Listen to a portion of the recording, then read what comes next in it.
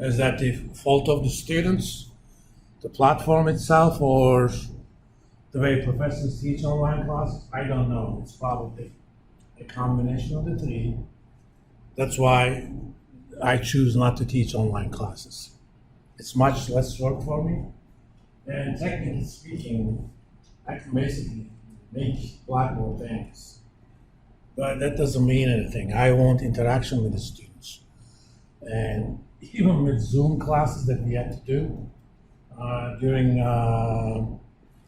COVID lockdowns, making students talk is hard. And that was synchronous. They were right there. Trying to make students participate in an asynchronous environment. Yeah, you can do things like discussion boards and stuff, but it becomes an exercise in futility. Then you have to grade all that sort of stuff. No, thank you. I mean, if you're teaching principles of philosophy, sure, why not? But there's a lot of stuff that you want to do here. You want to actively participate. As those of you who have taken classes from me, Excel is the only computational environment I use. If you want to use something else, use your fingers, financial calculator, that's your business. As I jokingly say, I make way too much money to teach you how to use your financial calculator. A, I may not know anything about it, and B, I don't want to know anything about it. But any questions on Excel, I'll answer. Any questions on your financial calculator, you're on your own. Read the manual, I'm going to say.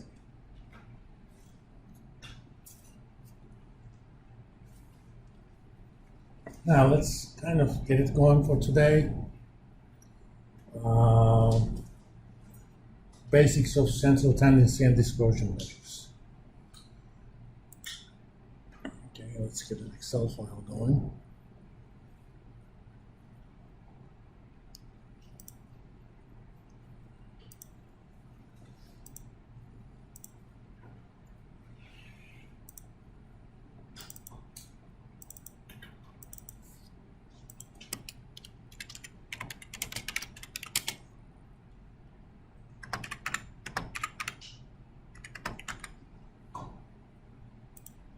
Even though it's not a requirement, I would strongly recommend that you kind of monkey what I'm doing so that you can get an experience in using those advanced features of Excel.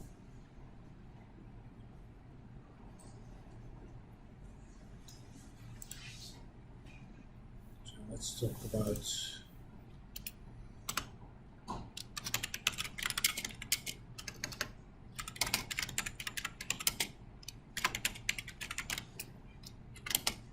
which is a fancy way of saying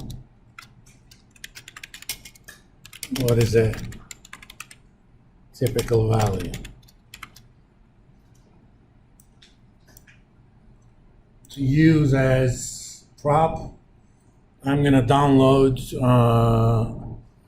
some weekly return data on an index. For example, let's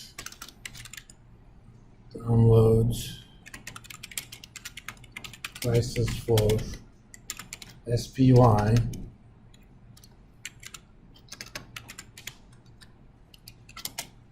Which is an ETF for S&P 500 index.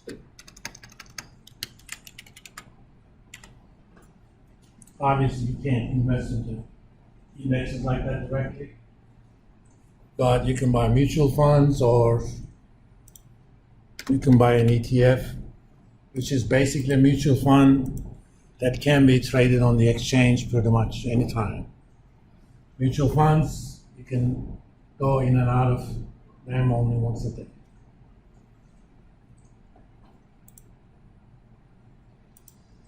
You can get it from a lot of sources, but I use FinanceYahoo.com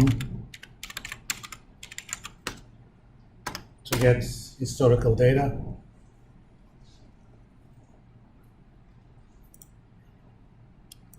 Let's put in SPY here.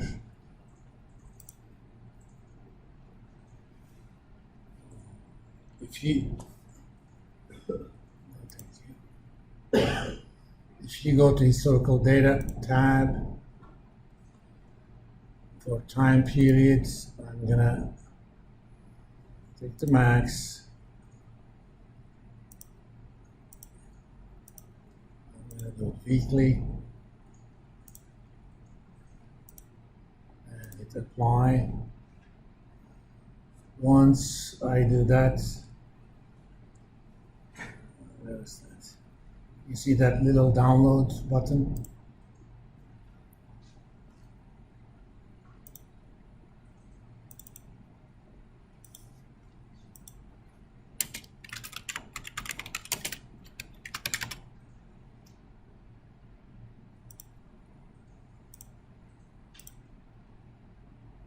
Okay.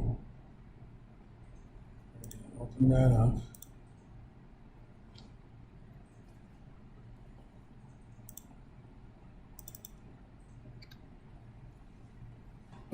This ETF has been around since '93. We're talking about 30 years of data. It has open, high, low, close, and adjusted close. You want to use adjusted close because it corrects for dividends and any possible splits. Okay. So we're going to calculate the return number. Adjusted close on that week divided by previous week -1. I like things percent format. That means, the last week of January '93, the S&P 500 index made about 2.35%. Double click, it filled everything. I'm gonna actually do the following. Move that sheet into my,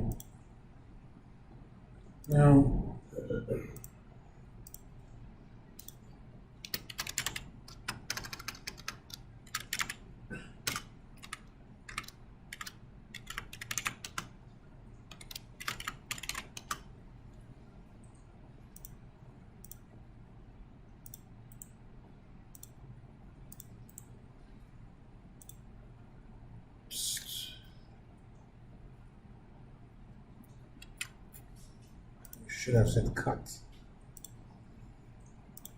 And if you insert, you simply shift it the location of the column. If you want to select a long list, just pick the first two, Control Shift down key, selects everything. Or you can be uncivilized and just drag and wait. Copy. I'm going to go to my sheets. I'm going to right click and I'm going to paste only the values. Of course, this date thing doesn't look right. Let me first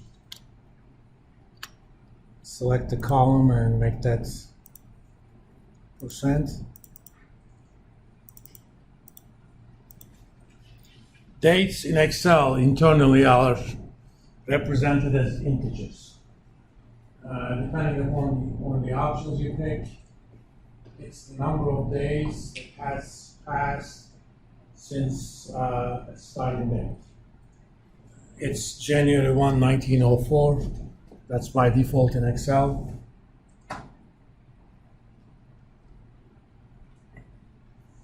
So the difference between two dates tells you how many days are there in between.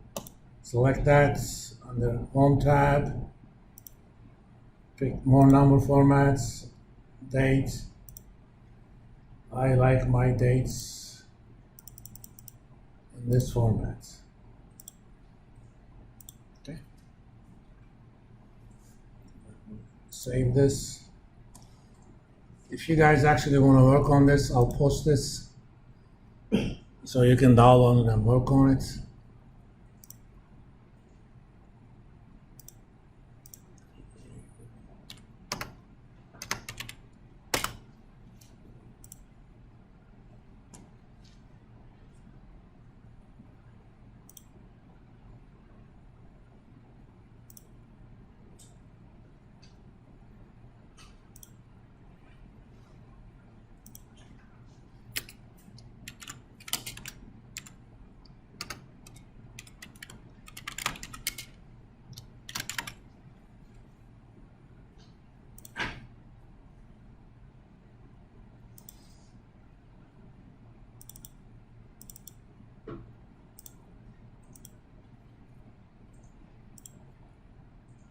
Okay. If you log on to Blackboard and download it, you can pretty much monkey whatever I'm doing. Now, this is 30 years of return data. Almost. And we're going to ask ourselves, what would be a typical weekly return over these 30 years? That depends upon what you mean by typical. And unfortunately, there is no single meaning of typical. One is, I'm going to calculate arithmetic average